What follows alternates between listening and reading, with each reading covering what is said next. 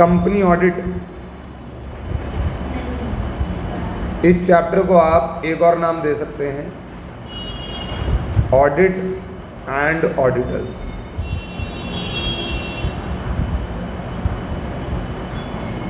देखो बेटा, आप ये बेसिकली कंपनीज एक्ट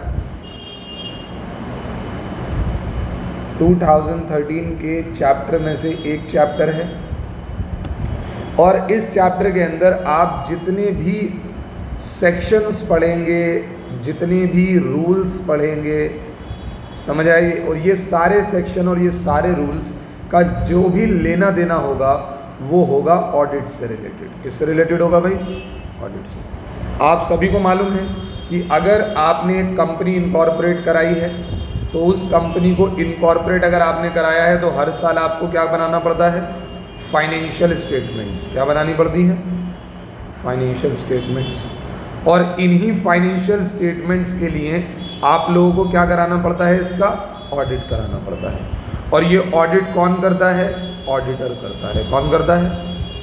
तो आप जो इस चैप्टर के अंदर बेसिकली पढ़ने जा रहे हैं वो कंपनीज एक्ट के वो सारे प्रोविजंस पढ़ेंगे जिनका लेना देना किससे होगा? ऑडिट से और ऑडिटर्स से होगा। समझ में आई बात? या नहीं आती? Any problem in this?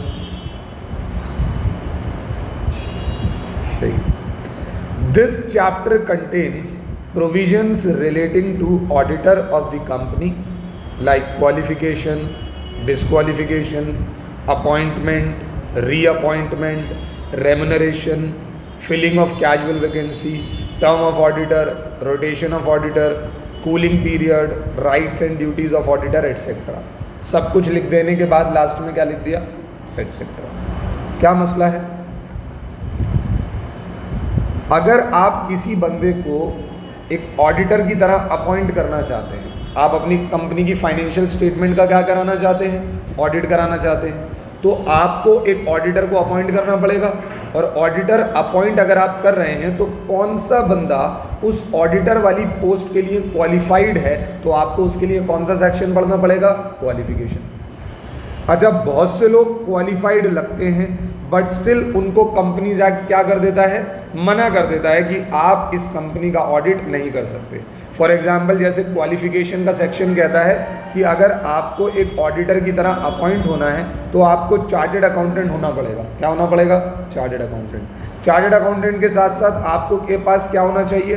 Sir, practising certificate होना चाहिए। क्या होना चाहिए? अभी पढ़ाऊंगा मैं आपको इसके बारे में। आपके पास क्या होना चाहिए भाई? प्रैक्टिसिंग सर्टिफिकेट होना चाहिए। आप एक चार्टेड अकाउंटेंट होने चाहिए, आपके पास प्रैक्टिसिंग सर्टिफिकेट होना चाहिए।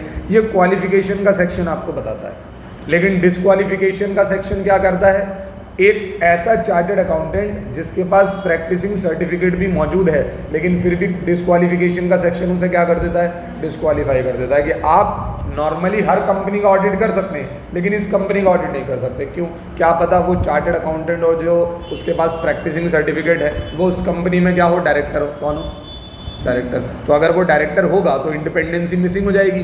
भाई, मैं अपनी ही कंपनी का ऑडिट करूंगा तो मैं बायस्ड होकर ऑडिट करूंगा? नहीं करूंगा। तो डिस्क्वालिफिकेशन के सेक्शन आपको बताता है कि किस किस बंदे को आपको एज एन ऑडिटर अपॉइंट नहीं करना। तो इसलिए आपको डिस्क्वालिफिकेशन पढ़ाई जाती है। सर चलिए, जो बंदा अपॉइंट कर रहे हैं हम, जिस बंदे को अपना ऑडिटर आप अपॉइंट कर रहे हैं वो क्वालिफाइड है, वो डिस्क्वालीफाइड नहीं, लेकिन अपॉइंट करने का क्या प्रोसीजर होगा? आपको किसी को ऑडिटर अपॉइंट करना है तो एक लीगल प्रोसीजर होगा ना, तो उसके लिए आपको अपॉइंटमेंट का सेक्शन पढ़ना पड़ेगा। सर, एक बंदा है, उसको आपने पहले अपॉइंट किया था। क्या किया था? पहले अपॉइंट किया था, लेकिन एक आ गया था कूलिंग पीरियड। क्या गया था? Cooling period. कूलिंग पीरियड कहते हैं कि ज़्यादा टाइम के लिए एक ही बंदे को ऑडिटर अपॉइंट नहीं कर सकते आप। उस बंदे ने, मान लेते हैं मैं एक चार्टेड अकाउंटेंट सर्टिफाइड प्रैक्टिस मतलब मेरे पास मौजूद है, मेरे पास सर्टिफिकेट मौजूद है प्रैक्टिस का। मैं किसी कंपनी के अंदर 5 साल लगातार ऑडिटर रहा। क्या रहा? 5 साल लगातार। अब कंपनीज एक्ट के कुछ प्रोविजंस कहते हैं कि अगर आप किसी कंपनी के 5 साल लगातार ऑडिटर रहे तो अब आप अगले 5 साल उसके दोबारा ऑडिटर नहीं बन सकते। उसी को क्या कहा जाता है? कूलिंग पीरियड कहा जाता है। अब कूलिंग पीरियड पूरा हो गया, मुझे वो कंपनी दोबारा से क्या करना चाहती है? रीअपॉइंट करना चाहती है। तो उस रीअपॉइंटमेंट का क्या प्रोसीजर है? समझ आती है बात, ये नहीं आती? सर आपने जिसे एज एन ऑडिटर अपॉइंट किया है उसको आप क्या पे करेंगे? रेमुनरेशन। क्या पे करेंगे? तो उस रेमुनरेशन को लेकर भी क्या लिखे हुए हैं? कुछ प्रोविजंस लिखे हुए हैं कि उस बंदे को कितनी आप रेमुनरेशन पे कर सकते हैं, और अगर आप रेमुनरेशन पे करेंगे तो उस रेमुनरेशन के अंदर क्या क्या इंक्लूडेड होगा और क्या क्या इंक्लूडेड नहीं होगा। समझ आती है बात, ये नहीं आती? सर कभी कभी ऐसा होता है कि आपने किसी बंदे को अपॉइंटमेंट किया, किसी को अपॉइंट किया एज एन ऑडिटर, और उसे एक पर्टिकुलर पीरियड तक आपका ऑडिटर बन के रहना पड़ता है। क्या करना पड़ता है? एक पर्टिकुलर पीरियड तक आपका ऑडिटर बन के रहना पड़ता है, और वो उस पर्टिकुलर पीरियड के अंदर क्या हो जाता है? डिस्क्वालीफाई हो जाता है। क्या हो जाता है? डिस्क्वालीफाई। तो उसको हमें निकालना पड़ जाता है। अब एक पीरियड पूरा होने से पहले पहले आपने अपने ऑडिटर को क्या कर दिया? निकाल दिया, हटा दिया। तो ऑडिटर का जो ऑफिस है वो क्या हो जाता है? वेकेंट। क्या हो जाता है? और उसी वैकेंसी को हम क्या कहते हैं? Casual vacancy. क्या कहते हैं? Casual vacancy. यानी टेन्योर पूरा होने से पहले आपने किसी को अपनी जगह से निकाल दिया तो उसे क्या कहते हैं हम? Casual vacancy. अब उस कैजुअल वैकेंसी को कैसे फिल करना है उसके लिए भी आपको प्रोविजंस पढ़ाए जाते हैं। अभी मैंने आपको बताया कि एक ऑडिटर की टर्म्स क्या होंगी, कितने वक्त के लिए एक ऑडिटर को आप अपॉइंट करके रख सकते हैं, फिर उस ऑडिटर को आपको कूलिंग पीरियड में भेजना पड़ेगा और एक नए ऑडिटर को लेकर आना पड़ेगा, तो उसे कहा जाता है रोटेशन ऑफ ऑडिटर। एक ऑडिटर की राइट्स एंड ड्यूटीज़ क्या क्या होंगी? ले देकर बहुत सारी चीज़ें हैं। मैं बता रहा था कि इस ऑडिट वाले चैप्टर में, इस कंपनी ऑडिट वाले चैप्टर में सारे लीगल प्रोविजन किससे रिलेटेड होने वाले हैं? हाँ जी, सारे लीगल प्रोविजन किससे रिलेटेड होने वाले हैं? ऑडिटर से रिलेटेड होने वाले हैं। समझ में आई बात नहीं? और अब आप कहेंगे ऑडिटर से रिलेटेड क्या होगा, तो मैंने बताया ये सब होगा। एक एक कर हम सारी चीज़ों को पढ़ेंगे। ऑडिटर कौन क्वालिफाई है, कौन डिस्क्वालीफाई है, किस ऑडिटर को अपॉइंट किया जाएगा, रीअपॉइंट किया जाएगा, कैसे आप उसकी रेमुनरेशन डिसाइड करेंगे। All the provisions relating to the company audit आप इस चैप्टर के अंदर पढ़ने जा रहे हैं। मज़ेदार चैप्टर है। एक और इम्पॉर्टेंट बात, स्कोरिंग चैप्टर है। क्या है बेटा? Scoring chapter. समझ आई? देखो आप ना इससे अपने आप को रिलेट कर पाओगे एज अ चार्टर्ड अकाउंटेंट। आप इससे अपने आप को जब रिलेट करोगे ना तो आपको समझ में आएगा कि हाँ जी ये चैप्टर हमारे लिए कितना ज़्यादा इम्पॉर्टेंट है, और ये चैप्टर भले से सबसे ज़्यादा लेंदी और सबसे ज़्यादा कॉम्प्लिकेटेड हो सकता है, लेकिन स्टिल आपको दूसरों से आसान और बेहतर लगेगा। समझ आई बात? ये नहीं आती? Any problem? देखो हर जगह पर ना क्या मैटर करता है? इंटरेस्ट मैटर करता है। तो आपको ये इंटरेस्ट यहाँ पर आएगा और आपको ये चैप्टर आसानी से समझ में भी आएगा और आसानी से याद भी हो जाएगा। समझ में आती है बात? ये नहीं आती? चलिए, सबसे पहले जो हम बात करने जा रहे हैं वो किसकी बात करने जा रहे हैं? Qualification of auditor. किसकी बात करने जा रहे हैं हम? Qualification of auditor. और सेक्शन कौन सा है यहाँ पर? Section 141 subsection 1। आप सबसेक्शन 1 याद रखेंगे फिलहाल, क्योंकि मैं इसी सेक्शन के आपको और सबसेक्शन भी पढ़ाऊंगा। समझ में आई बात? ये सबसे पहले सेक्शन 141 का कौन सा सबसेक्शन पढ़ेंगे हम? सबसेक्शन 1 पढ़ेंगे। और ये सेक्शन बात करता है किससे रिलेटेड? ऑडिटर की क्वालिफिकेशन से रिलेटेड। अगर आप किसी बंदे को या किसी फर्म को अपना ऑडिटर अपॉइंट कर रहे हैं, देखो आपने फाइनेंशियल स्टेटमेंट बनानी है, तो फाइनेंशियल स्टेटमेंट अगर बनी है तो उनका ऑडिट होना कंपलसरी है। अगर आप एक कंपनी है तो, और आपने अपने आप को कंपनीज एक्ट के अकॉर्डिंग एक कंपनी रजिस्टर्ड कराया हुआ है, तो आपको फाइनेंशियल स्टेटमेंट्स बनानी पड़ेंगी और उन फाइनेंशियल स्टेटमेंट्स का ऑडिट भी कराना पड़ेगा। समझ आई बात? या नहीं आती? तो अब जिस बंदे को आप एज एन ऑडिटर अपॉइंट करेंगे तो उस ऑडिटर की क्या क्वालिफिकेशन है, कौन सा बंदा एज एन ऑडिटर अपॉइंट किया जा सकता है, उसी के बारे में आपको ये सेक्शन बता रहा है, ये सब सेक्शन बता रहा है। ये कहते हैं अगर मान लो आप किसी इंडिविजुअल पर्सन को एज एन ऑडिटर अपॉइंट कर रहे हैं, क्या कर रहे हैं भाई? Individual person. देखो जो चार्टर्ड अकाउंटेंट्स होते हैं ना, या तो वो सोल प्रोप्राइटरशिप चलाते हैं या फिर वो एक पार्टनरशिप चलाते हैं। क्या चलाते हैं? अगर आपने जिस बंदे को ऑडिटर अपॉइंट किया है वो एक इंडिविजुअल है, एक सोल प्रोप्राइटर है, तो सोल प्रोप्राइटर के लिए कंडीशन क्या है? वो चार्टर्ड अकाउंटेंट होना चाहिए। क्या होना चाहिए भाई? चार्टर्ड अकाउंटेंट होना चाहिए। और चार्टर्ड अकाउंटेंट होने के साथ साथ उसके पास प्रैक्टिसिंग सर्टिफिकेट होना चाहिए। क्या होना चाहिए बेटा? प्रैक्टिसिंग सर्टिफिकेट होना चाहिए। क्या कहा मैंने? पहले वो क्या होना चाहिए? चार्टर्ड अकाउंटेंट, और दूसरी चीज़ उसके पास क्या होना चाहिए? Practicing certificate. जैसे मान लेते हैं कोई बंदा चार्टर्ड अकाउंटेंट बन गया तो उसके पास इंस्टीट्यूट की क्या आ गई? मेंबरशिप। क्या आ गई? मेंबरशिप। लेकिन ज़रूरी नहीं कि वो चार्टर्ड अकाउंटेंट किसी का क्या बन सकता है? ऑडिटर बन सकता है। अगर उसके पास क्या नहीं है, प्रैक्टिसिंग सर्टिफिकेट। क्योंकि बहुत से लोग चार्टर्ड अकाउंटेंट बनने के बाद कहाँ जाना पसंद करते हैं, एम्प्लॉयमेंट यानी जॉब में जाना पसंद करते हैं। वो कहते हैं अपनी प्रैक्टिस कौन करे, अपना खुद का काम कौन करे, जमे जमाए लोगों के बहुत से काम हैं, उन्हीं के काम में क्या करते हैं, उनकी हेल्प करते हैं, फाइनेंस में उनकी हेल्प करते हैं, उनकी हेल्प क्या नाम है, लीगल जगह पर उनकी हेल्प करते हैं, टैक्स में उनकी हेल्प करते हैं। समझ आई बात या नहीं आती? तो बहुत से लोग क्या करते हैं, अपना खुद का प्रोफेशनल काम ना कर किसी के पास जॉब करने लग जाते हैं। तो वो चार्टर्ड अकाउंटेंट होते हैं, लेकिन उनके पास क्या नहीं होता, प्रैक्टिसिंग सर्टिफिकेट नहीं होता। किसके लिए? प्रैक्टिसिंग सर्टिफिकेट के लिए आपको एप्लीकेशन देनी होती है कि मैं अपनी खुद की फर्म खोलूंगा तो मुझे प्रैक्टिसिंग सर्टिफिकेट चाहिए बस। आईसीआई मेंबरशिप तो और चार्टर्ड अकाउंटेंट को देता ही है, साथ में क्या दे देता है, प्रैक्टिसिंग सर्टिफिकेट भी दे देता है। अब जो बंदा, आप जिस बंदे को ऑडिटर अपॉइंट कर रहे हो वो कौन होना चाहिए, एक तो चार्टर्ड अकाउंटेंट होना चाहिए और उसके पास क्या होना चाहिए, प्रैक्टिसिंग सर्टिफिकेट होना चाहिए। समझ में आती है बात या नहीं आती? Any problem in this? अब ये कहते हैं सर, आप जो ये चार्टर्ड अकाउंटेंट आप जिसको अपॉइंट करने जा रहे हो, यानी ये जो चार्टर्ड अकाउंटेंट अपॉइंट होने जा रहा है, ये चार्टर्ड अकाउंटेंट का मीनिंग क्या होता है, चार्टर्ड अकाउंटेंट कहते किसे हैं? यानी कंपनीज एक्ट चार्टर्ड अकाउंटेंट को भी डिफाइन करने वाला है कि कौन चार्टर्ड अकाउंटेंट होगा।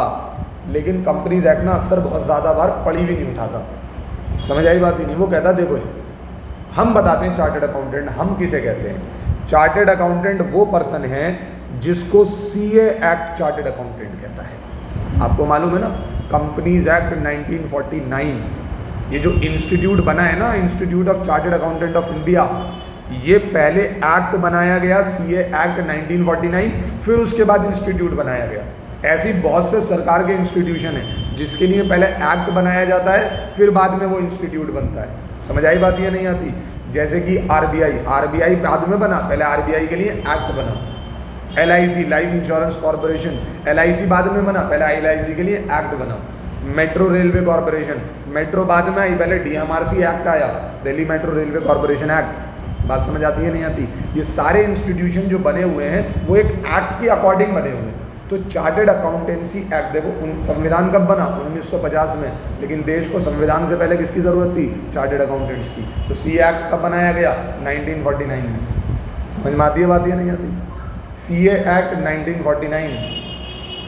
अब ये कहते हैं कि जो आपका कंपनीज एक्ट है वो कहता है देखो जी, हम चार्टर्ड अकाउंटेंट उसे मानेंगे जिसे सीए एक्ट 1949 चार्टर्ड अकाउंटेंट कहता है। CA mean chartered accountant means a chartered accountant as defined under chartered accountant act 1949, और उसके पास क्या होना चाहिए, सर्टिफिकेट ऑफ प्रैक्टिस होना चाहिए। क्या होना चाहिए, सर्टिफिकेट। हमारे हिसाब से चार्टर्ड अकाउंटेंट वो है, यानी जिसे हम ऑडिटर अपॉइंट करने की क्वालिफिकेशन दे रहे हैं ना, वो ही चार्टर्ड अकाउंटेंट क्वालिफाइड होगा जिसके पास क्या होगा, सर्टिफिकेट ऑफ प्रैक्टिस होगा। समझ में आती है बात या नहीं? अगर आपके पास सर्टिफिकेट ऑफ प्रैक्टिस नहीं है, आप एक चार्टर्ड अकाउंटेंट है, तो आपको एज एन ऑडिटर अपॉइंट नहीं किया जा सकता। बात समझ आती है नहीं आती? Any problem in this? चलिए, ये तो बात तब हुई जब आप किसी एक पर्सन को as a chartered accountant appoint कर रहे थे। आप सीए को एक इंडिविजुअल फर्म, आप इंडिविजुअल के पास नहीं गए, अब आप किसके पास चले गए, एक पार्टनरशिप फर्म के पास। और पार्टनरशिप फर्म के अंदर क्या होते हैं बेटा, एक से ज़्यादा चार्टर्ड अकाउंटेंट होते हैं। क्या होते हैं, एक से ज़्यादा चार्टर्ड अकाउंटेंट होते हैं। तो अब ये कह रहे हैं, मान लेते हैं आप जिसको अपना ऑडिटर अपॉइंट कर रहे हैं वो एक इंडिविजुअल नहीं है, कौन है, एक पार्टनरशिप फर्म है। तो एक पार्टनरशिप फर्म को अगर आप अपना ऑडिटर अपॉइंट करना चाहते हैं तो उसकी क्वालिफिकेशन क्या होगी? तो ये कहते हैं भाई देखो, पार्टनरशिप फर्म के अंदर मेजॉरिटी ऑफ पार्टनर कौन होने चाहिए, सीए होने चाहिए। मेजॉरिटी ऑफ पार्टनर क्या होने चाहिए, सीए। कौन से सीए, जिसके बारे में हम बात कर चुके हैं, जो चार्टर्ड अकाउंटेंसी एक्ट के अकॉर्डिंग चार्टर्ड अकाउंटेंट है और साथ में उसके पास क्या है, सर्टिफिकेट ऑफ प्रैक्टिस है। समझ में आती है बात या नहीं आती? तो अगर आपकी पार्टनरशिप फर्म के अंदर मेजॉरिटी ऑफ पार्टनर अगर सीए हैं तो आपकी पार्टनरशिप फर्म को क्या किया जा सकता है, एज एन ऑडिटर अपॉइंट किया जा सकता है। क्योंकि ज़रूरी नहीं है कि आपने किसी सीए फर्म को एज एन ऑडिटर अपॉइंट किया, तो आपको मैं बता दूं सीए फर्म के अंदर ऐसा हो सकता है 3 पार्टनर्स जो हैं वो क्या हैं, वो चार्टर्ड अकाउंटेंट है। एक पार्टनर जो है वो क्या है, वो सीएस है। एक पार्टनर कौन है, सर ये पार्टनर तो है ये एलएलबी है। समझ आती है बात या नहीं आती? तो बताओ 5 पार्टनर्स हैं और 5 पार्टनर्स में 3 पार्टनर्स क्या हैं, सीए। और सीए कौन से, साथ में सर्टिफिकेट ऑफ प्रैक्टिस इनके पास। तो आप ऐसी पार्टनरशिप फर्म को क्या कर सकते हैं, एज एन ऑडिटर अपॉइंट कर सकते हैं। समझ में आती है बात, ये नहीं आती है? नहीं, चार्टर्ड अकाउंटेंट्स कंपनी नहीं बनाते, फर्म बनाते। अभी बताऊंगा क्यों नहीं बना सकते। समझ में आती है बात, ये नहीं आती? Any problem in this? बताओ बच्चे। तो क्वालिफिकेशन के बारे में आपको समझ में आया? हाँ जी, क्या पढ़ा आपने क्वालिफिकेशन में, बताइए। हाँ जी, सेक्शन 141 सबसेक्शन 1, सेक्शन 141 सबसेक्शन 1 क्या बता रहा है आपको? Qualification of audit. अगर आप किसी इंडिविजुअल को एज एन ऑडिटर अपॉइंट करना चाहते हैं तो वो इंडिविजुअल क्या होना चाहिए? सीए होना चाहिए, और उसके पास क्या होना चाहिए? सर्टिफिकेट ऑफ प्रैक्टिस होना चाहिए। अगर आप किसी पार्टनरशिप फर्म को एज एन ऑडिटर अपॉइंट कर रहे हैं तो उसके अंदर जो मेजॉरिटी ऑफ पार्टनर्स हैं, हाँ जी, मेजॉरिटी ऑफ पार्टनर्स हैं, वो क्या होने चाहिए? वो सीए होने चाहिए। समझ में आई बात या नहीं है? Any problem in this? बताओ बच्चे, समझ में आ गया आपको? क्वालिफिकेशन का सेक्शन क्लियर है? कौन सा सेक्शन था? Section 141 subsection 1।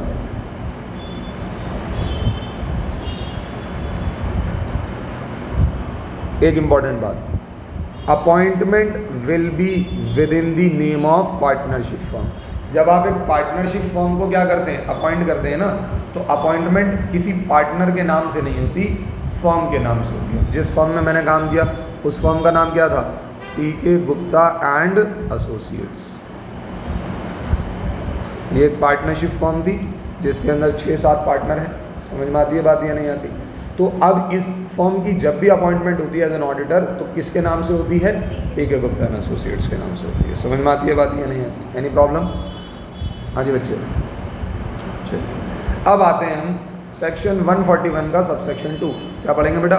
सेक्शन 141 का सबसेक्शन 2। ये सेक्शन आपसे क्या कहता है? ये कहते हैं, if a partnership firm is appointed as an auditor then only those partner who are chartered accountants shall act and sign auditor's report on behalf of the firm। समझ में आती है बात या नहीं आती? अगर आपने किसी पार्टनरशिप फर्म को अपॉइंट किया है एक ऑडिटर की तरह, आया ना? आपने क्या किया भाई? किसी पार्टनरशिप फर्म को आपने क्या अपॉइंट किया है? एक ऑडिटर अपॉइंट किया है। तो जो पार्टनर्स उस पार्टनरशिप फर्म के अंदर चार्टर्ड अकाउंटेंट हैं वही लोग एक्ट करेंगे, यानी वही लोग ऑडिट करेंगे, और वही लोग क्या कर सकते हैं? साइन कर सकते हैं ऑडिटर रिपोर्ट को on the behalf of the firm. भाई फर्म कोई फर्म के नाम से अपॉइंटमेंट हुआ है, लेकिन साइन तो किसी इंडिविजुअल को ही करना पड़ेगा ना। तो जो पार्टनर चार्टर्ड अकाउंटेंट है वही लोग ऑडिट करेंगे और वही लोग ऑडिटर रिपोर्ट पर साइन भी करेंगे। बात समझ में आती है नहीं आती? Any problem in this? मान लो मैंने अभी आपको एग्जांपल दिया, 5 लोग पार्टनर थे जिसमें 3 चार्टर्ड अकाउंटेंट थे, एक कंपनी सेक्रेटरी था और एक एलएलबी था। तो एक्ट कौन लोग करेंगे? वही 3 लोग करेंगे। अच्छा, उनकी हेल्प ले सकते हैं आप, ऐसा मनादगी नहीं है कि सीएस और एलएलबी को कोई क्या नाम है घुसने नहीं देगा भाई ऑडिट करने के पॉइंट ऑफ व्यू से, हाँ या ना? अगर वो उनकी हेल्प लेना चाहते हैं वो उनकी हेल्प ले सकते हैं, समझ आई? लेकिन मेन काम कौन करेगा? ऑडिटर यानी चार्टर्ड अकाउंटेंट ही काम करेगा। और जब ऑडिट रिपोर्ट पर साइन होगा तो तीनों में से कोई एक पार्टनर भी क्या कर सकता है? उसके ऊपर साइन कर सकता है। लेकिन कोई कंपनी सेक्रेटरी साइन नहीं करेगा कि हमारी फर्म को अपॉइंट किया था मैं साइन कर देता हूँ, या कोई एलएलबी साइन नहीं करेगा कि हमारी फर्म को अपॉइंट किया था तो मैं साइन कर देता हूँ। बात समझ आती है नहीं आती? Any problem in this? बताइए बच्चे। ये कहता है आपका सेक्शन 141 सबसेक्शन 2। सेक्शन 141 सबसेक्शन 1 क्या बता रहा है? अपॉइंटमेंट और क्वालिफिकेशन। क्या बता रहा है बेटा? कि अगर आपको किसी को एज एन ऑडिटर अपॉइंट करना है तो क्वालिफिकेशन क्या होनी चाहिए? अगर कोई वो एक इंडिविजुअल है तो चार्टर्ड अकाउंटेंट और साथ में सर्टिफिकेट ऑफ प्रैक्टिस उसके पास मौजूद हो। अगर वो एक पार्टनरशिप फर्म है तो फिर वो उसके majority of the partners chartered accountant होने चाहिए। समझ आई बात या नहीं आती? फिर उसके बाद अगर आप सबसेक्शन 2 क्या कह रहा है कि अगर आपने किसी पार्टनरशिप फर्म को एज एन ऑडिटर अपॉइंट किया है, then only those partners who are chartered accountant shall act and sign on the behalf of partnership firm. समझ में आती है बात या नहीं आती? अब आते हैं हम अपने सबसे इंपॉर्टेंट सेक्शन पे, और ये आता है disqualification of auditor, section 141 subsection 3। इसे आप कह सकते हैं most most most most important section. जितने मोस्ट लगाऊं उतने मोस्ट कम है, इसके लिए मिलेगा ज़रूर इससे आपको क्वेश्चन। समझ में आई बात या नहीं है?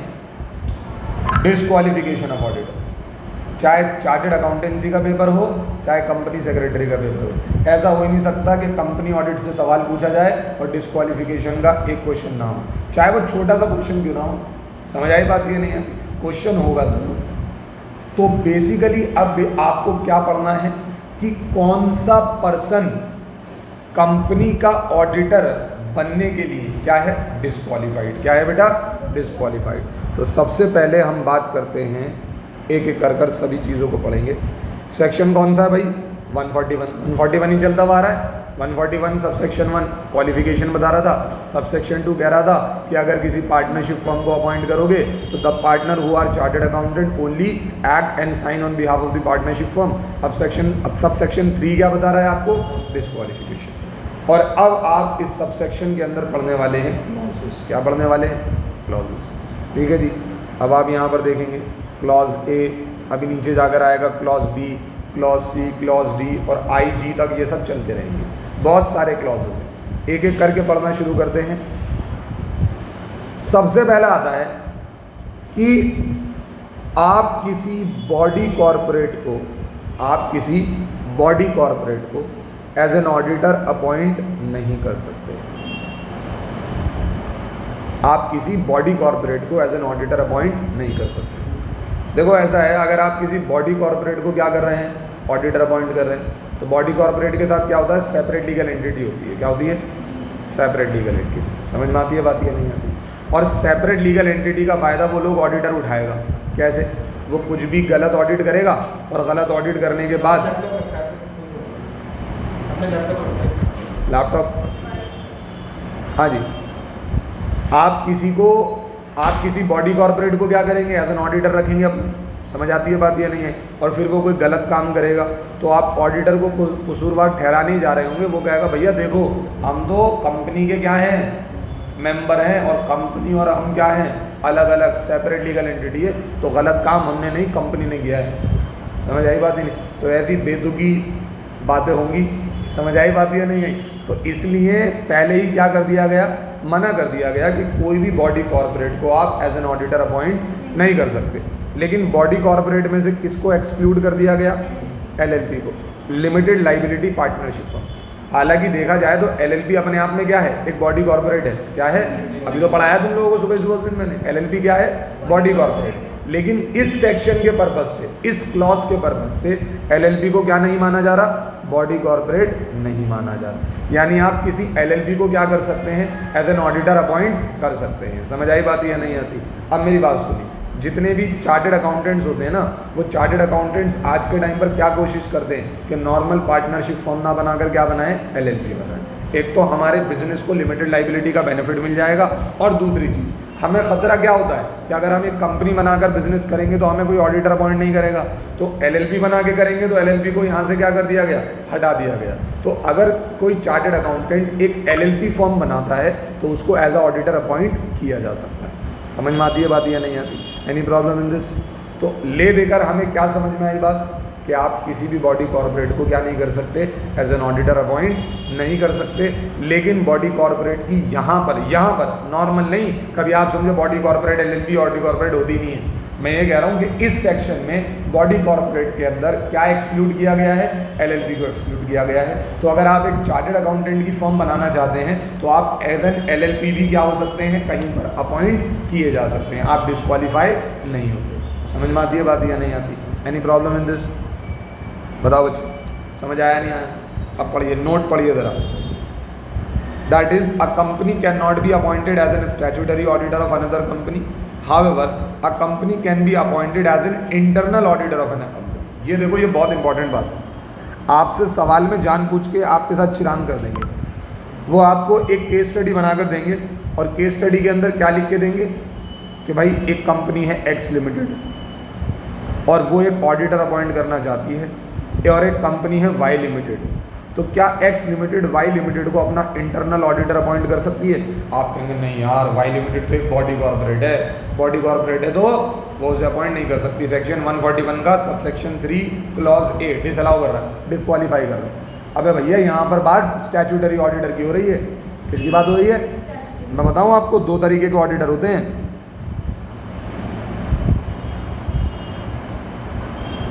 हाँ जी, दो तरीके के ऑडिटर होते हैं। एक होता है स्टैट्यूटरी ऑडिटर, हाँ, और एक होता है इंटरनल ऑडिटर। कौन होता है बेटा? देखो स्टैट्यूटरी ऑडिट बताऊँ कौन सा ऑडिट होता है? जो कंपलसरी ऑडिट होता है। क्या होता है बेटा?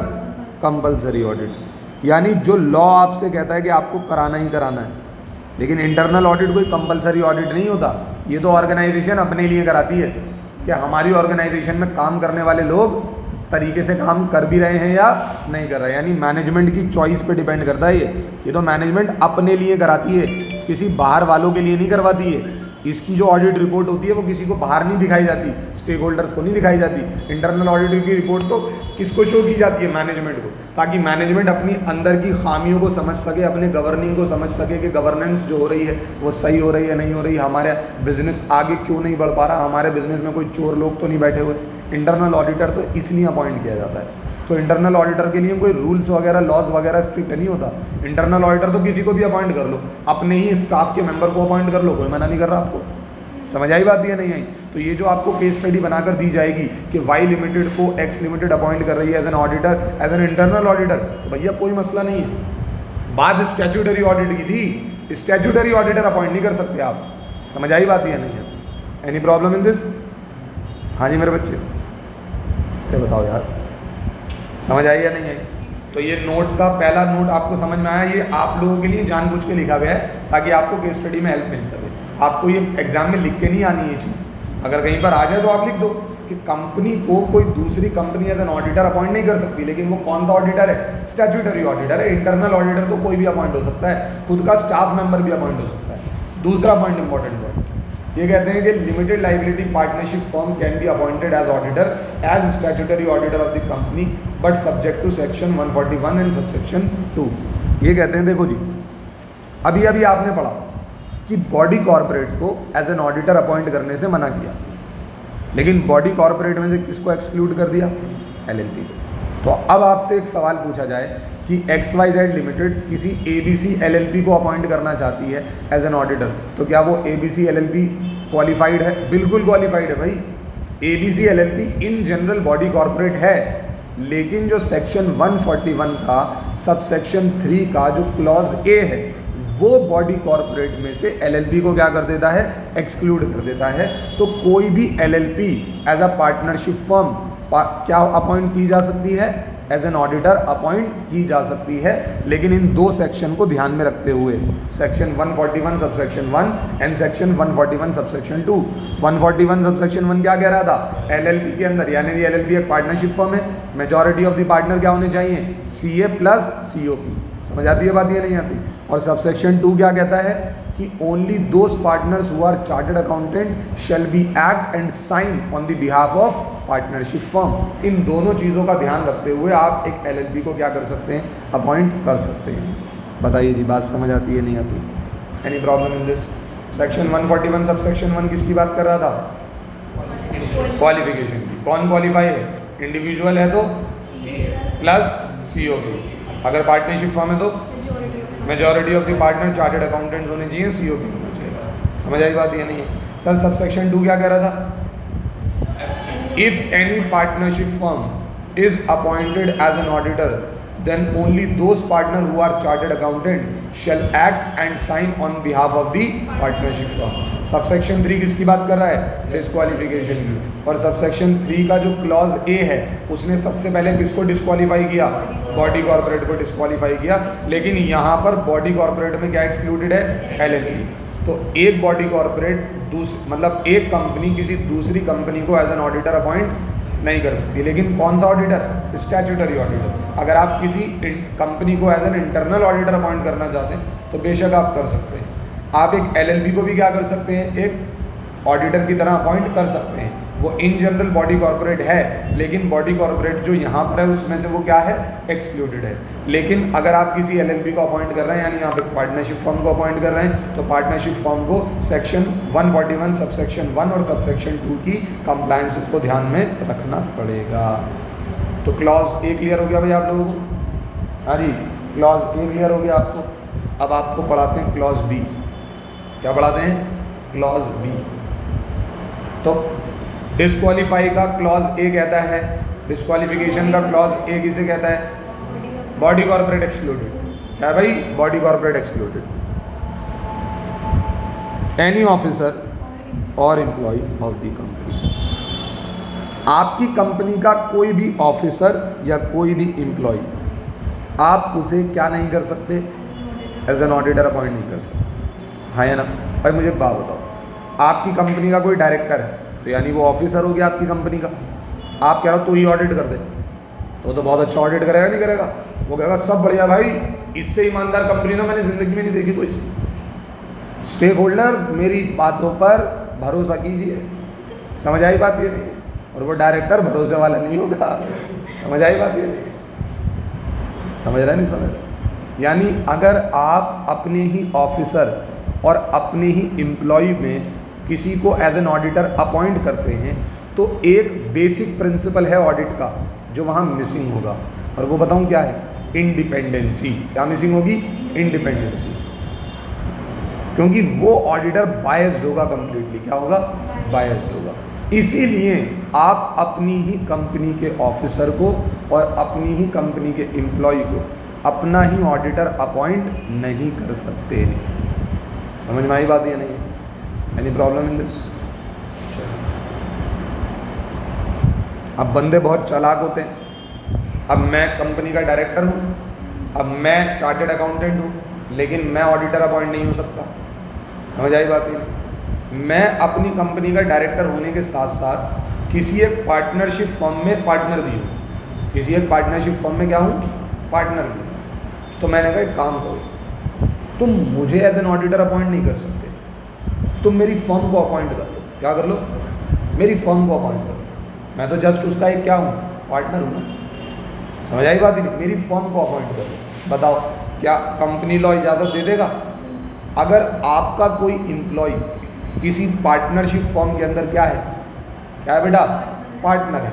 तो आप उस पार्टनरशिप फर्म को, ना ही उसके पार्टनर को, बहुत से लोग चालाक होते हैं कि काम करो फर्म को भी अपॉइंट ना करो, खाली वो जो पार्टनर है ना मेरा अकेला, उसको इंडिविजुअल कैपेसिटी में अपॉइंट कर लो। अब वो आए ऑडिट करने या मैं आऊँ, एक ही बात है। फिर दोबारा इंडिपेंडेंसी मिस हो जाएगी, नहीं हो जाएगी? तो इसीलिए कहते हैं एनी पार्टनर और एम्प्लॉय। क्या कहा मैंने? एनी पार्टनर और एम्प्लॉय। किसका? आपके ऑफिसर और आपके एम्प्लॉय का। यानी एक है मिस्टर एक्स, एक है मिस्टर एक्स, और ये मिस्टर एक्स जो हैं वो XYZ लिमिटेड के डायरेक्टर हैं। कौन है? और यही मिस्टर एक्स XYZ कंपनी के अंदर पार्टनर भी है। XYZ कंपनी के अंदर क्या है? पार्टनर भी है। तो उन्होंने कहा X, Y और Z, इन्होंने कहा एक काम करो यार, ये जो Y है ना, Y, इसको ऑडिटर अपॉइंट कर लो। ना मुन्ना नहीं कर सकते। अगर आपकी कंपनी का कोई डायरेक्टर है या आपकी कंपनी का कोई एम्प्लॉय है, तो उस डायरेक्टर और एम्प्लॉय का कोई partner as an auditor appoint नहीं हो सकता। तो इन्होंने कहा एक काम करते हैं यार, एक ना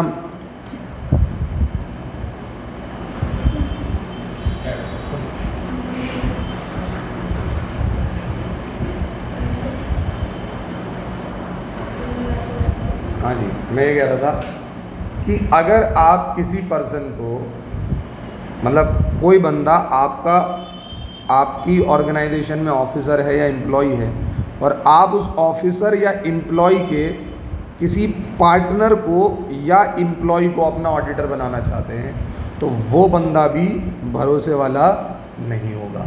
समझ आई बात या नहीं आती? बात समझे कि नहीं समझे? Any problem in this? ना ही आप अपने ही एम्प्लॉय और ऑफिसर को एज एन ऑडिटर अपॉइंट कर सकते, और ना आप अपने एम्प्लॉय और ऑफिसर के पार्टनर या एम्प्लॉय को एज एन ऑडिटर अपॉइंट कर सकते। समझ आई बात ही नहीं? भाई कंपनी का ऑडिटर है और कंपनी के डायरेक्टर है मिस्टर एक्स, और मिस्टर एक्स का एक एम्प्लॉय है जो खुद में अपने आप में क्या है, एक चार्टर्ड अकाउंटेंट है। समझ आई बात ये नहीं? तो मिस्टर एक्स क्या करेंगे, उस पर अपना कंट्रोल जमाएंगे और उससे अपनी कंपनी का ऑडिटर बनाकर अपने तरीके से ऑडिट करा लेंगे। समझ आती है बात ये नहीं आती? तो ना ही आप अपने ऑफिसर और एम्प्लॉय को अपॉइंट कर सकते एज एन ऑडिटर, ना ही आप अपने ऑफिसर और एम्प्लॉय के पार्टनर और एम्प्लॉय को एज एन ऑडिटर अपॉइंट कर सकते। तो बी क्लॉज आपको क्या बता रहा है? एनी ऑफिसर और एम्प्लॉय ऑफ द कंपनी और एनी पार्टनर और एम्प्लॉय ऑफ ऑफिसर और एम्प्लॉय ऑफ द कंपनी। समझ आती है बात या नहीं आती? Any problem in this? देखो बेटा, एक बहुत बेहतरीन एग्जाम, एक बहुत बेहतरीन केस स्टडी है, इसको ज़रा आप देखिए प्लीज़। यहाँ पर केस स्टडी 1, एक कंपनी है ए एंड कंपनी, उसमें दो पार्टनर हैं ए बी। कौन दो पार्टनर कौन है भाई? A B. दोनों के पास सीए, दोनों चार्टर्ड अकाउंटेंट भी हैं और उनके पास सीओपी भी है। और उस पार्टनरशिप फर्म में एक एम्प्लॉई है सी, वो भी चार्टर्ड अकाउंटेंट है और उसके पास भी सर्टिफिकेट ऑफ प्रैक्टिस है। समझ में आती है बात या नहीं आती? Any problem in this? और अब इन दोनों में से एक पार्टनर है बी, जो दूसरी फर्म में पार्टनर है,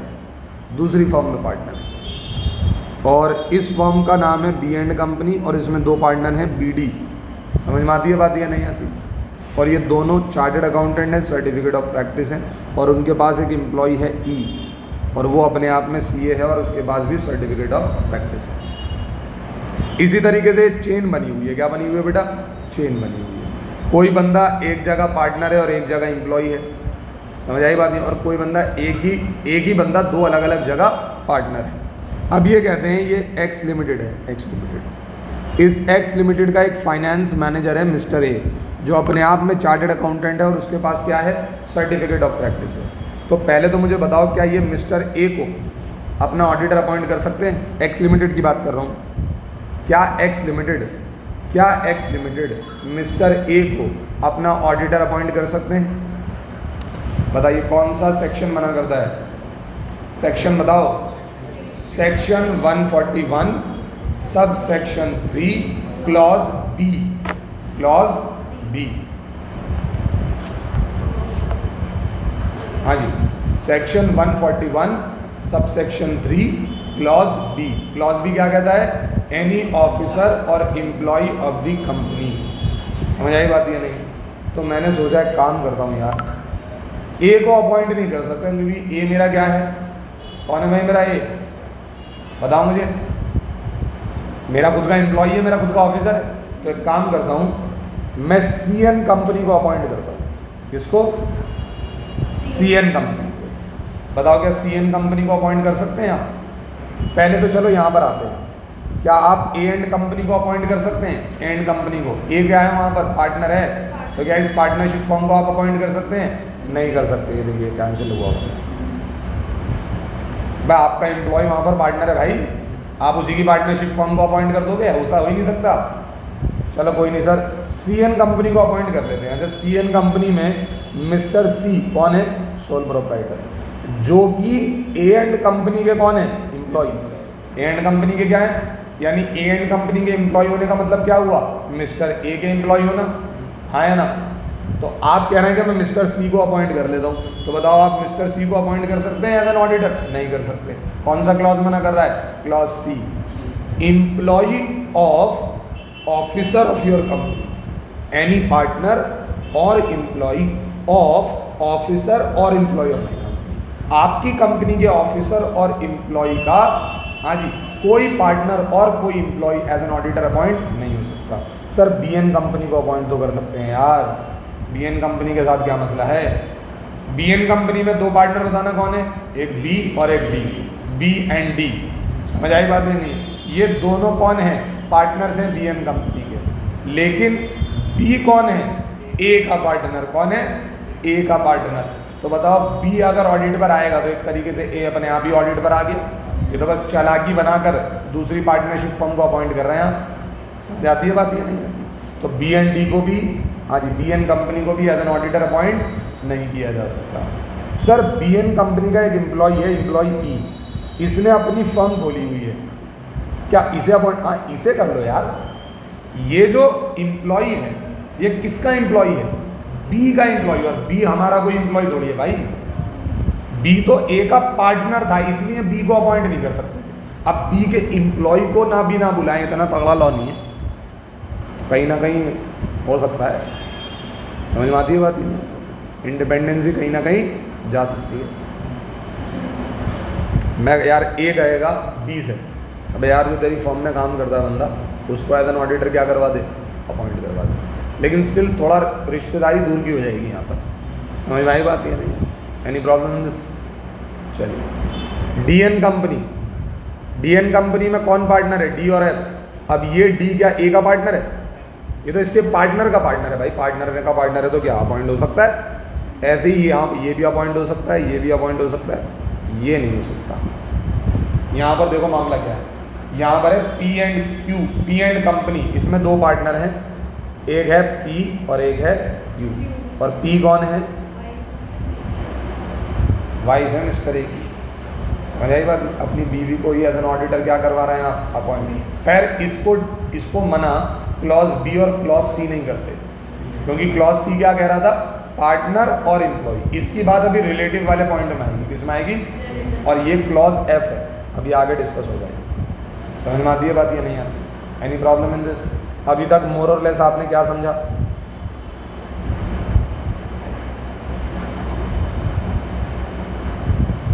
हाँ जी, अभी तक आपको क्या समझ आया? बहरहाल सेक्शन 141 सब सेक्शन 3 डिस्क्वालिफिकेशन की बात कर रहा है।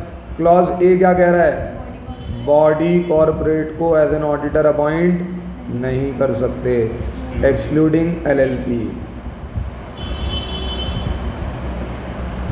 क्लॉज बी क्या कह रहा है? एनी ऑफिसर और employee of the company. Case study आती है बेटा इस पे। क्लॉज सी क्या कह रहा है? क्लॉज सी कह रहा है एनी पार्टनर और एम्प्लॉय ऑफ ऑफिसर और एम्प्लॉय ऑफ द कंपनी।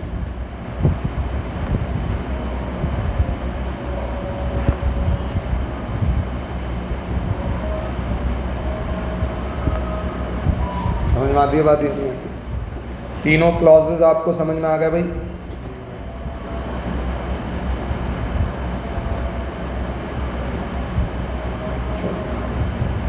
एक और बढ़िया केस स्टडी। केस स्टडी है, कंपनी है ए लिमिटेड और मिस्टर एक्स कौन है?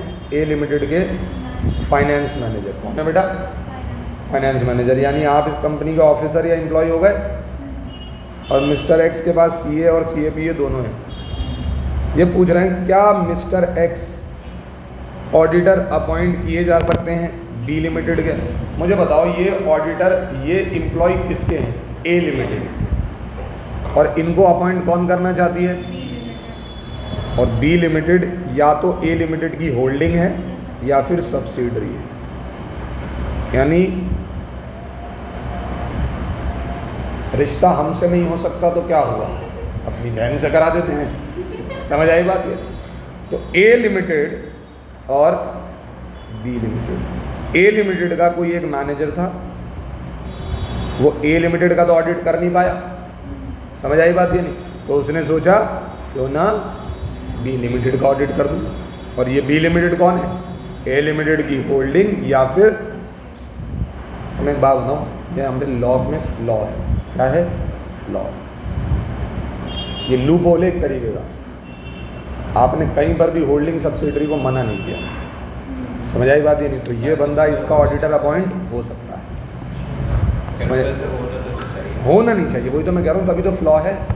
होना नहीं चाहिए क्योंकि ए लिमिटेड और बी लिमिटेड होल्डिंग सब्सिडरी है एक दूसरे की। और उसका एक मेन बंदा दूसरी कंपनी का क्या कर रहा है, ऑडिट, और लॉ मना नहीं कर रहा। जो लिखा नहीं वो दिखा नहीं। समझ आई बात नहीं? आपने लॉ बनाया नहीं है, ऐसा आगे जाकर ये बहुत ज़्यादा सख्त होने वाले हैं, लेकिन इस पॉइंट को लेकर ये सख्त नहीं है। समझ में आती है बात नहीं? तो याद रखना, क्योंकि बार बार अभी होल्डिंग, सब्सिडरी, एसोसिएट का जिक्र आएगा तो हर जगह पे बंदा ये सोच लगता है अच्छा होल्डिंग है, नहीं डिस्क्वालीफाई। यहाँ पर डिस्क्वालिफिकेशन नहीं है बेटा, एम्प्लॉई और उसके ऑफिसर को लेकर होल्डिंग सब्सिडरी के अंदर कोई डिस्क्वालिफिकेशन नहीं है। आगे जाकर आएंगी, लेकिन इस पॉइंट के लिए नहीं है।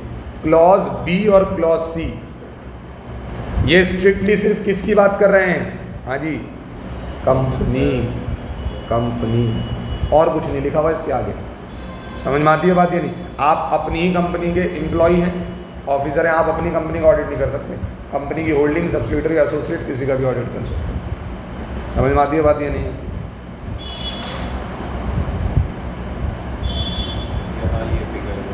हाँ जी, अब आते हैं, ये आता है क्लॉज डी। ये सबसे बड़ा क्लॉज है। इस क्लॉज के भी 3 सब क्लॉज हैं। समझ आई बात या नहीं आती? तो यानी अब आप इस सेक्शन को कैसे पढ़ेंगे? Section 141 sub section 3 clause D सब क्लॉज 1 ऐसे भी पढ़ेंगे। अगर जैसे ऊपर होल्डिंग का अगर बुक करेगा तो उसका तो खुद ही हो जाएगा, सब्सिडी का भी तो हो जाएगा।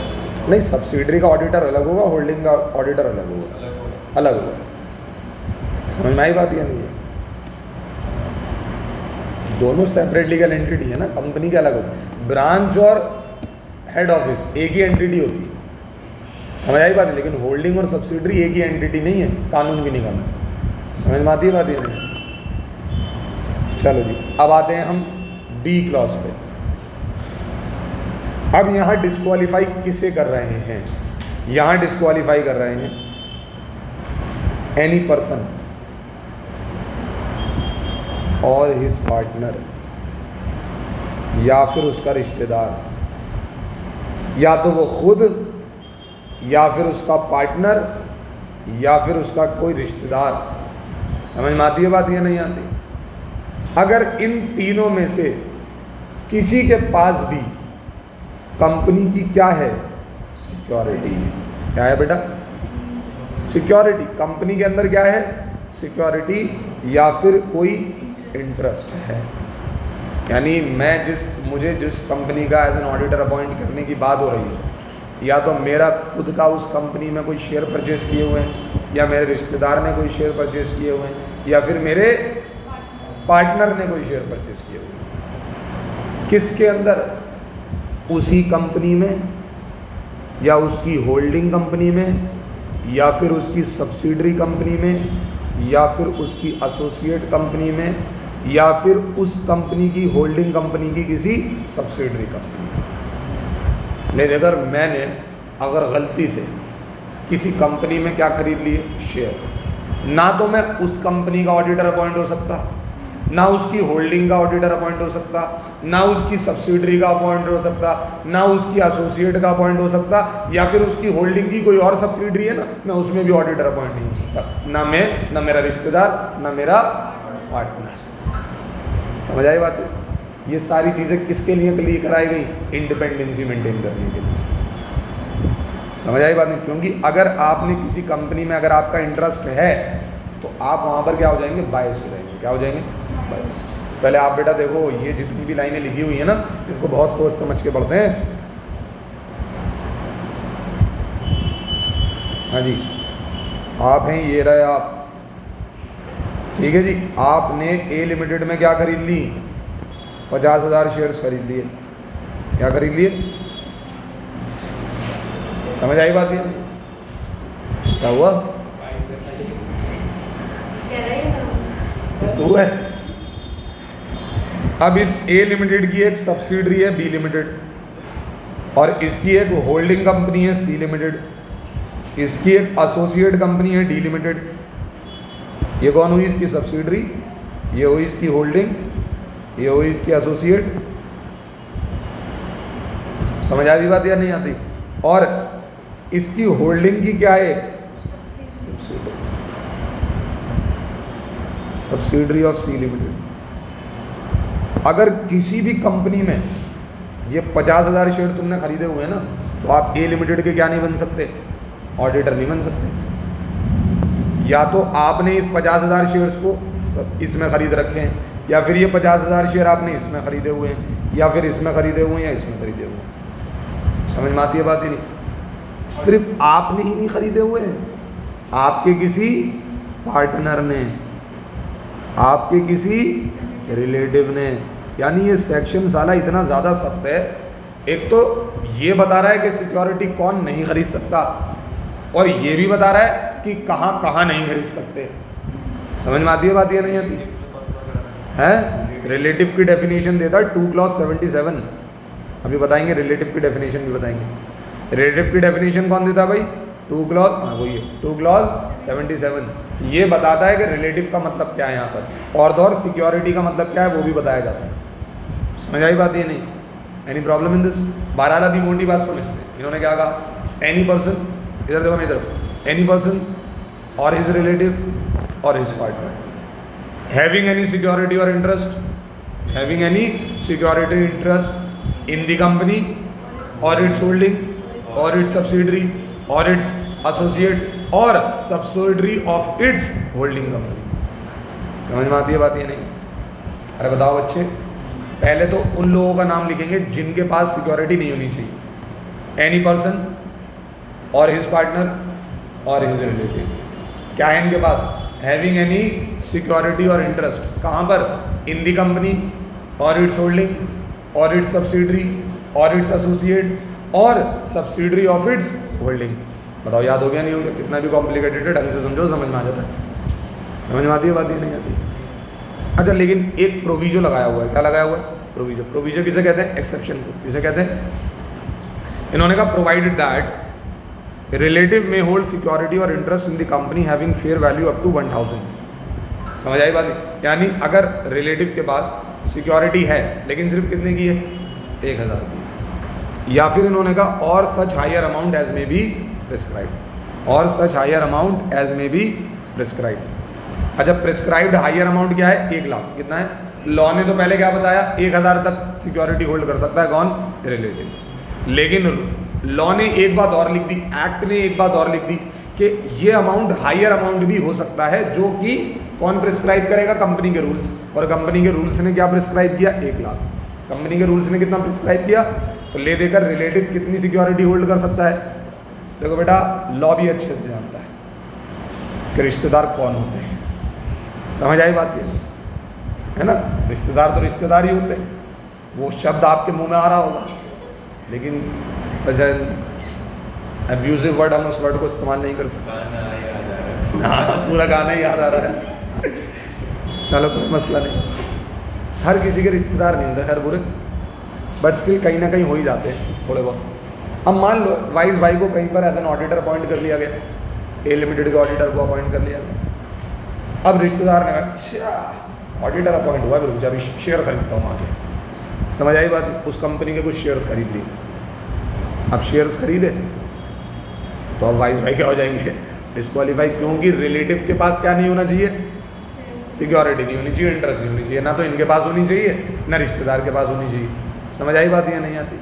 अब बताओ मसला हो जाएगा नहीं हो जाएगा इनके साथ। तो अगर कोई इस नियत से, ऑडिटर को डिस्क्वालीफाई कराने की नियत से कोई ऐसा कांड करता है, तो लॉ ने कहा अच्छा देखो कुछ अमाउंट तक तो शेयर हो सकते हैं, और वो मैक्सिमम अमाउंट कितना दे दिया, 1 लाख। अब आप होगा अच्छा साले मुझे डिस्क्वालीफाई करवाएगा, खरीद 1 लाख से ऊपर के शेयर खरीद, 1 लाख से ऊपर का इंटरेस्ट खरीद। और 1 लाख के शेयर 1 लाख में भी नहीं मिलेंगे, ये तो फेस वैल्यू है ना 1 लाख की, उसकी मार्केट वैल्यू क्या होगी, और ज़्यादा होगी। समझ आई बात, ये नहीं आती। तो मार्केट से खरीदने जाएगा तो भैया शेयर तो महंगे मिलेंगे। तो अब कोई इतना आदमी भी बेवकूफ़ नहीं है कि डिस्क्वालीफाई कराने के चक्कर में कोई इतना पैसा खर्च करके शेयर परचेज करे। समझ आती है बात, ये नहीं आती। Any problem in this? अरे बताओ भाई, समझ आया नहीं आया? आगे देखिए। 1 लाख में कोई ऐसा इंटरेस्ट भी नहीं होता। हाँ बिल्कुल, वो भी अगर देखा जाए तो कोई बहुत बड़ा इंटरेस्ट भी नहीं है सर, कुछ नहीं आता। हाँ।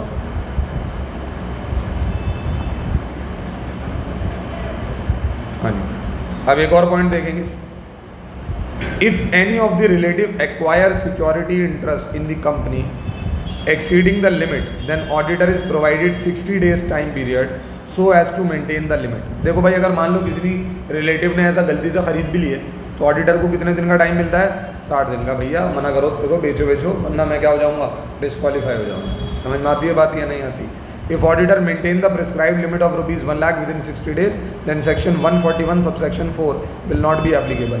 अरे यार, ये subsection 4 कहाँ से आ गया? हम तो अभी कहाँ पर हैं? सबसेक्शन 3 पे। मैं आपको बताऊँ सबसेक्शन 4 किस लिए बना है?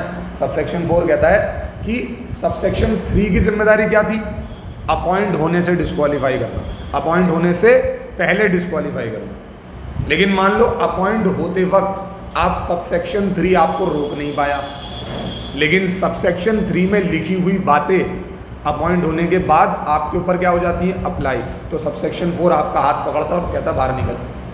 समझ आई बात? ये नहीं, तू साले अपॉइंट होने से पहले डिस्क्वालीफाई नहीं था, चला जाए यहाँ से। समझ आई बात? कोई बात नहीं, चले जा भरोसे वाले। चलो बढ़िया बढ़िया।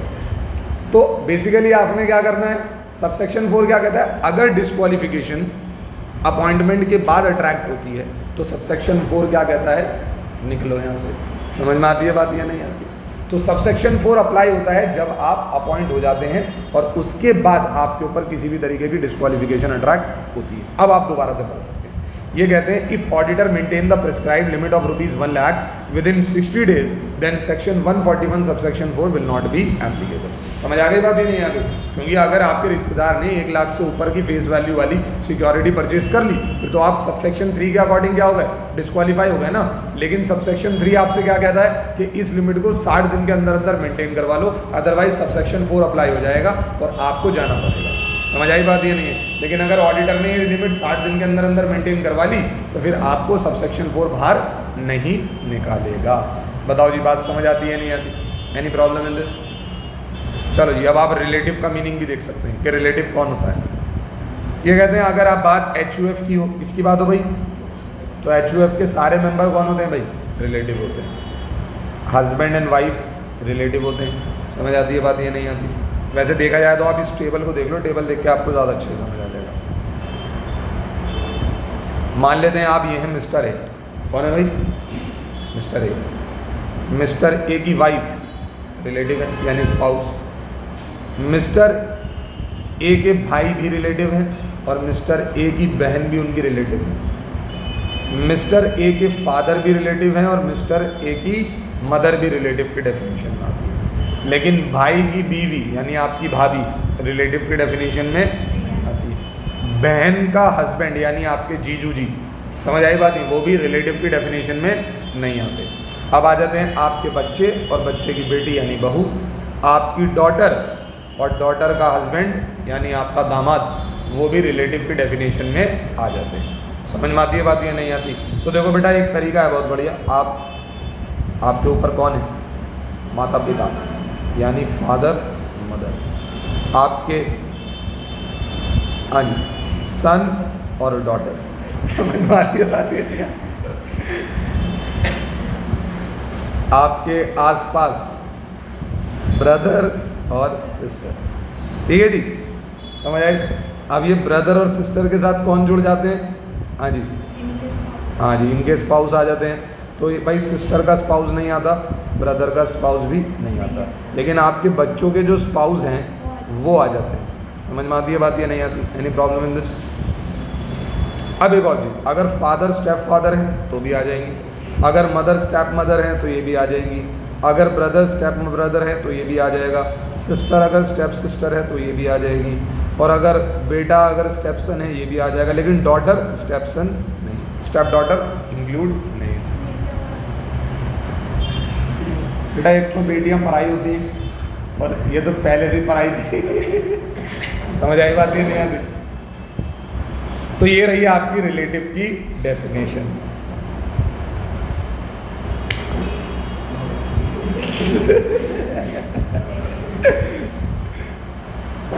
हराम है बेटा। अच्छा, सिक्योरिटी की भी डेफिनेशन दी है। सिक्योरिटी को इन्होंने डिफाइन नहीं किया। इन्होंने कहा भाई सिक्योरिटी का वही मतलब है जो सिक्योरिटीज कॉन्ट्रैक्ट रेगुलेशन एक्ट में लिखा हुआ है। समझ आई बात नहीं? सीकरा एक्ट बताया था ना मैंने आपको, सिक्योरिटी कॉन्ट्रैक्ट रेगुलेशन एक्ट, उन्होंने जो सिक्योरिटी को डिफाइन किया, हम भी उसी सिक्योरिटी को सिक्योरिटी समझते हैं। बात समझ आती है नहीं आती? Any problem in this? तो ले देकर आप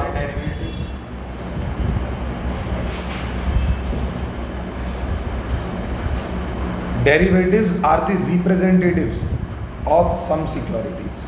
आप शेयर डिवेंचर डायरेक्टली ना खरीद कर उनके बिहाफ पर कुछ डेरिवेटिव्स खरीद लेते हैं, है ना? एफएफएम पढ़ाया जाएगा आपको फाइनल के अंदर, तो आपका पूरा एक चैप्टर ही होगा डेरिवेटिव्स के नाम का। समझ आई बात या नहीं? Future, options, derivatives, mutual funds सब पढ़ेंगे आप स्ट्रैटेजिक फाइनेंशियल मैनेजमेंट में, ठीक है ना? चलिए तो ले देकर बात क्या हुई भाई? क्लॉज डी का सब क्लॉज 1, क्लॉज डी का सब क्लॉज 1 पढ़ा है आपने? हाँ जी। अच्छा, क्लॉज डी पहले तो मोटी मोटी बात क्या कहता है? कहता है एनी पार्टनर, हाँ sorry, any person or his partner और हिज रिलेटिव। अब शुरू यहाँ से शुरू होता है सब क्लॉज 1, यहाँ से शुरू होता है। पहले तो बंदों को बता दिया कौन कौन, समझ आई बात नहीं? रिलेटिव की डेफिनेशन कहाँ पर है? 2 क्लॉज 77 में अभी बताइए मुझे, समझ आई बात या नहीं? इनके पास क्या नहीं होना चाहिए? सब क्लॉज 1, हैविंग एनी सिक्योरिटी और इंटरेस्ट, हाँ जी, in its company, in company, फिर और इट्स और इट्स होल्डिंग और इट्स सब्सिडरी और इट्स एसोसिएट और सब्सिडरी ऑफ सच होल्डिंग। बताओ जी, समझ में आ गया आप लोगों को? मज़ा आया नहीं आया? बताओ, एनी प्रॉब्लम इन दिस? चलिए, थैंक यू सो मच।